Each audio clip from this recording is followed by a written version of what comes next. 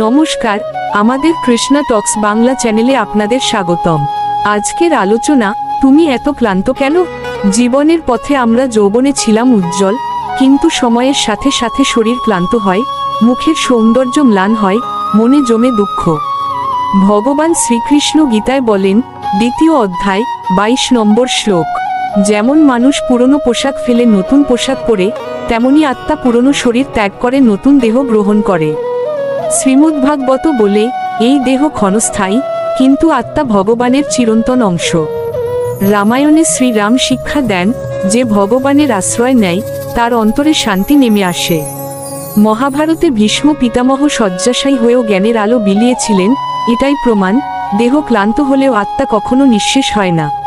আর যখন ভেতরের আত্মা ভগবানের স্মরণে শান্ত হয়, তখন সেই প্রশান্তি মুখমণ্ডলে দীপ্তি হয়ে ফুটে ওঠে। তখন আর ক্লান্তির ছাপ থাকে না, থাকে শুধু ভক্তির আলো।